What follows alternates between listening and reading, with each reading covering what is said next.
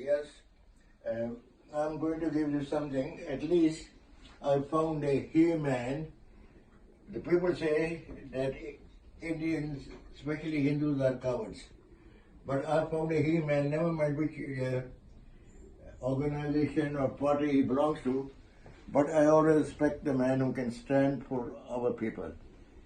And I'll pause the video, see the video, and he puts the people in their right place. अब मैं वही उर्दू में बोलूँगा या हिंदी में बोलूँगा. हमारे लोग ये कहते हैं कि हम लोग जो हैं इंडियन से बहुत कावर्ड है, किसी के सामने बोल नहीं सकते, डरते हैं. है थोड़े. वो कौन से है जो मनी माइंडेड है, वो भी है. whether वो कांग्रेस में है, बीजेपी में, स्वराज पार्टी में, I'm not concerned and I'm not interested. Shashi Tharoor is a right man. I respect him. और उसका मैं आपको भेज रहा हूँ. उसका जरा वीडियो देखो और आप देखोगे कि वो कैसे ये लोगों को put them in their right place.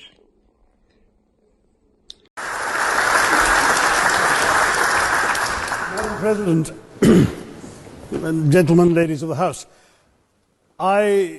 standing here with 8 minutes in my hands and at this venerable and rather magnificent institution, I was going to assure you that I belong to the Henry VIII School of Public Speaking, that as Henry VIII said to his wives, I shall not keep you long. But now finding myself the seventh speaker out of 8 in what must already seem a rather long evening to you, I rather feel like Henry VIII's last wife. I more or less know what's expected of me, but I'm not sure how to do it any differently. Perhaps what I should do is really try and pay attention to the arguments that were advanced by the opposition today. We had, for example, Sir Richard Ottaway challenging the very idea that it could be argued that the economic situation of the colonies was actually worsened by the experience of British colonialism. Well, I stand to offer you the Indian example, Sir Richard. India's share of the world economy when Britain arrived on its shores was 23%. By the time the British left, it was down to below 4%. Why? Simply because India had been governed for the benefit of Britain. Britain's rise for 200 years was financed by its depredations in India. In fact, Britain's industrial revolution was actually premised upon the deindustrialization of India. The handloom weavers, for example, famed across the world, whose products were exported around the world, Britain came right in. There were actually these weavers making fine muslin, light as woven air, it was said. And Britain came right in, smashed their thumbs, broke their looms, imposed tariffs and duties on their cloth and products, and started, of course, taking the raw materials from India and shipping back manufactured cloth, flooding the world's markets with what became the products of the dark and satanic mills of Victorian England. That meant that the weavers in India became beggars, and India went from being a world-famous exporter of finished cloth into an importer, went from having 27% of world trade to less than 2%. Meanwhile, colonialists like Robert Clive bought their rotten boroughs in England on the proceeds of their loot in India, while taking the Hindi word loot into their dictionaries as well as their habits.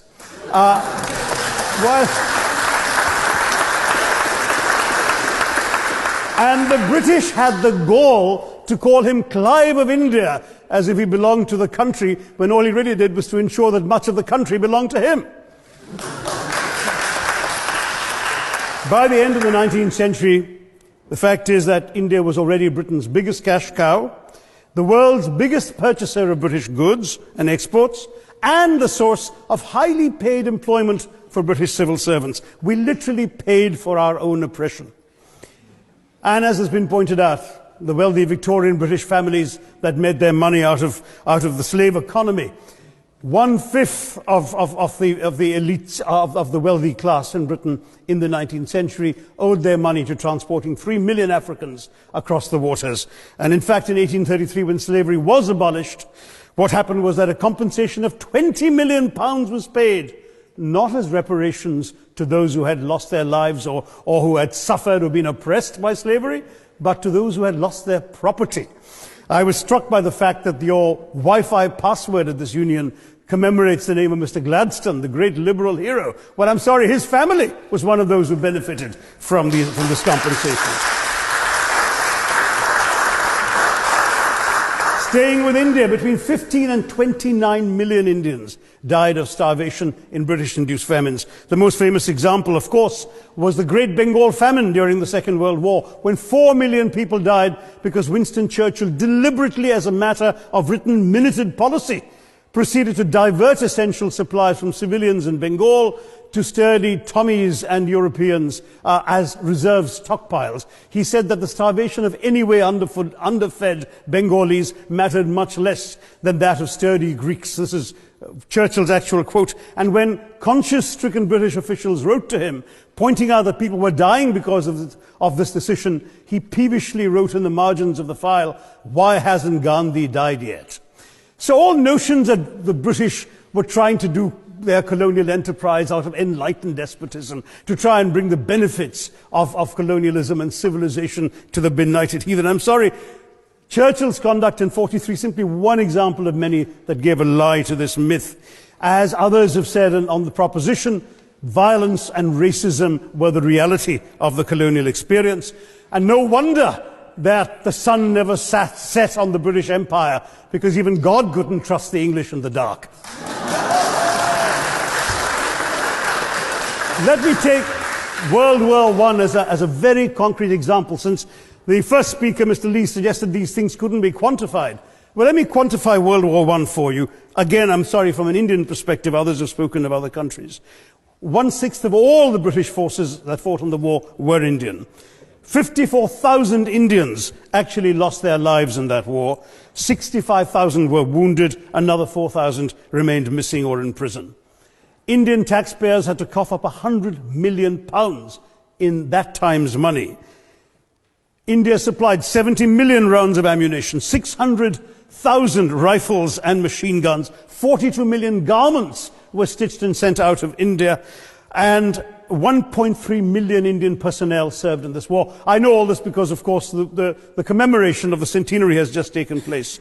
But not just that, India had to supply 173,000 animals, 370 million tons of supplies, and in the end, the total value of everything that was taken out of India. India, by the way, suffering from recession at that time and poverty and hunger, was, in today's money, £8 billion. You want quantification? It's available. Second World War, it was even worse, 2.5 million Indians in uniform. I won't belabor the point, but of Britain's total war debt of £3 billion, in 1945 money, 1.25 billion was owed to India and never actually paid. Somebody mentioned Scotland. Well, the fact is that colonialism actually cemented your union with Scotland. You know, the Scots had actually tried to send colonies out before 1707. They'd all failed, I'm sorry to say.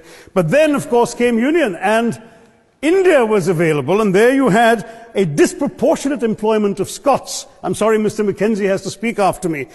Engaged in this colonial enterprise as soldiers, as merchants, as agents, as employees, and the earnings from India is what brought prosperity to Scotland, even pulled Scotland out of poverty. Now that India is no longer there, no wonder the bonds are loosening.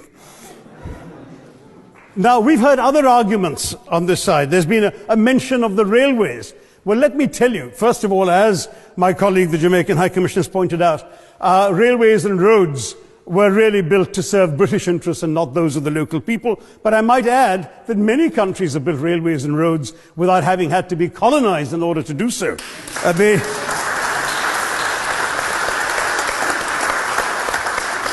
They were designed to carry raw materials from the hinterland into the ports to be shipped to Britain. And the fact is that the Indian or Jamaican or other colonial public, their needs were incidental. Transportation, there was no attempt made to match supply to demand for mass transport, none whatsoever. Instead, in fact, the Indian railways were built with massive incentives offered by Britain to British investors, guaranteed out of Indian taxes paid by Indians, with the result that you actually had 1 mile of Indian railway costing twice what it cost to build the same mile in Canada or Australia, because there was so much money being paid in extravagant returns. Britain made all the profits, controlled the technology, supplied all the equipment, and absolutely all these benefits came as private enterprise, British private enterprise, at public risk, Indian public risk. That was the railways as an accomplishment. We're hearing about aid. I think it was again Sir Richard Ottaway who mentioned British aid to India. Well, let me just point out that British aid to India is about 0.4% of India's GDP. The government of India actually spends more on fertilizer subsidies, which might be an appropriate metaphor for that argument. If I may point out as well,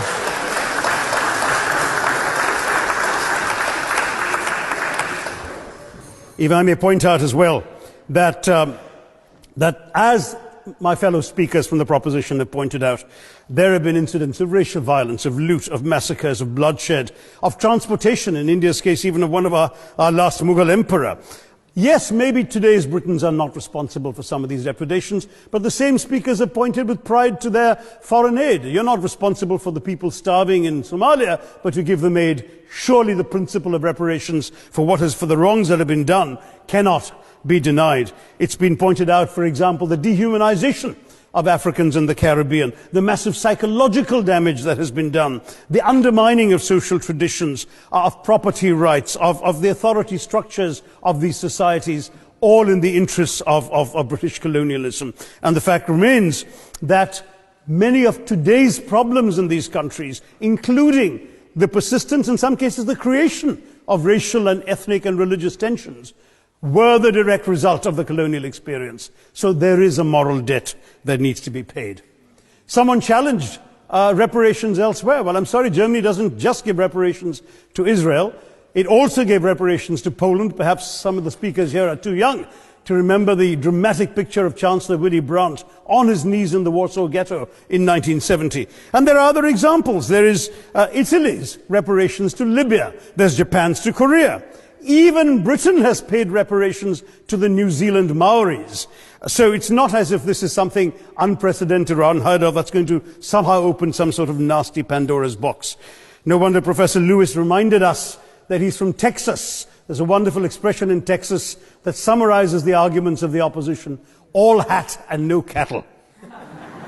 Now, if I can just quickly look through the other notes I was scribbling while they were speaking. There was reference to democracy and rule of law. Let me say with the greatest possible respect, it's a bit rich to oppress, enslave, kill, torture, maim people for 200 years and then celebrate the fact that they're democratic at the end of it.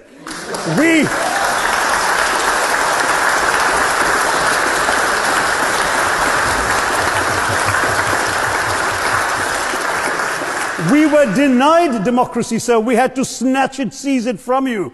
With the greatest reluctance, it was conceded in India's case after 150 years of British rule, and that too with limited franchise. Yes, indeed, ma'am. The opposition spoke quite highly of Greek and Athenian democracy on which the West should pride itself, and spoke of liberty and equality in that same name. The Athenian democracy was only functioning because of the slave society on which it was built. That's the nature of colonisation. All right, I don't think that needs contradiction, not from me at any rate.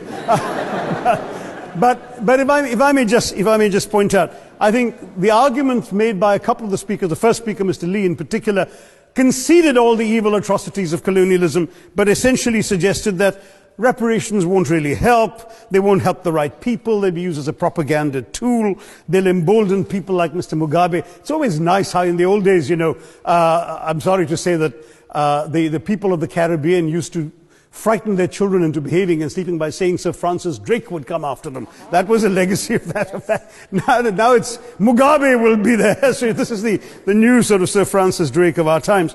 The fact is very simply, sir, that we are not talking about reparations as a tool to empower anybody. They're a tool for you to atone for the wrongs that have been done. And I am quite prepared to accept the proposition that you can't evaluate, put a monetary sum on the kinds of horrors people have suffered. Certainly no amount of money can expiate the loss of a loved one, as somebody pointed out there. You're not going to be able to figure out an exact amount. But the principle is what matters. The fact is that to speak blithely of sacrifices on both sides, as an analogy was used here, a burglar comes into your house, ransacks the place, stubs his toe, and you say, well, there was a sacrifice on both sides. That, I'm sorry to say, is not an acceptable argument. The truth is that we are not arguing specifically that vast sums of money need to be paid. The proposition before this House is the principle of owing reparations, not the fine points of how much is owed, to whom it should be paid. The question is there a debt? Does Britain owe reparations? As far as I'm concerned, the ability to acknowledge a wrong that has been done, to simply say sorry, will go a far, far, far longer way than some percentage of GDP in the form of aid. What is required, it seems to me, is accepting the principle that reparations are owed.